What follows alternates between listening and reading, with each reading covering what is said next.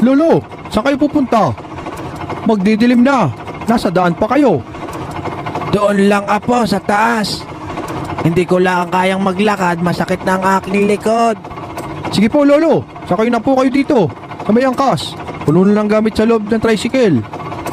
Kaya sige apo, maraming salamat. Buti nakita ko kayo sa daan, Lo.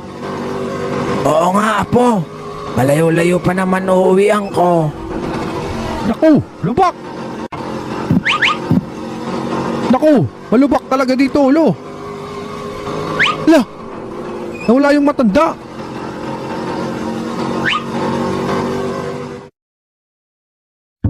Ayun, biglang nawala yung angkas ni Kuyang matanda. Eh di si Kuya, nagmamadali umalis. Nakakatakot naman yon, Boy Kulot.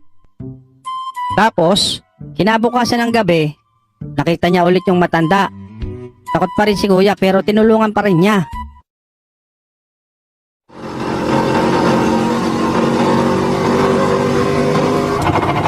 Nakakatakot man eh, pero tutulungan ko pa rin siya. Magandang gabi po, Lolo. Sasakay po ba kayo ulit? Oo apo, sasakay ulit ako.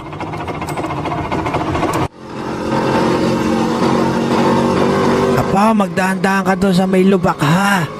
Pero, Lo, bakit ka po nawala kagabi? Kaya ako nawala kagabi sa tricycle.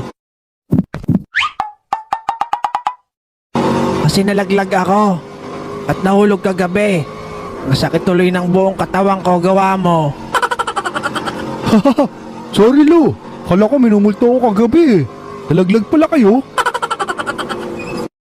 Hirap na talaga dumaan pag matanda na dito sa hagdanan. 5 minutes later. Ay, ang sakit sa likod. Naku, si Lola kailangan ng tulong. Buti andito si Bogart, handang tumulong. O Lola, tulungan ko na kayo. Baka kung mapano pa kayo eh. Nako apo, salamat sa'yo. Ang bait mo naman. Sana kunin ka na ni Lord. Wag naman Lola. Ang hirap talaga dumaan dito eh. Ako bahala Lola. O diba Lola, napabilis ang pagbaba nyo?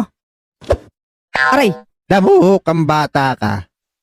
Bakit mo ako inakay pababae? Bakit ako doon sa itaas?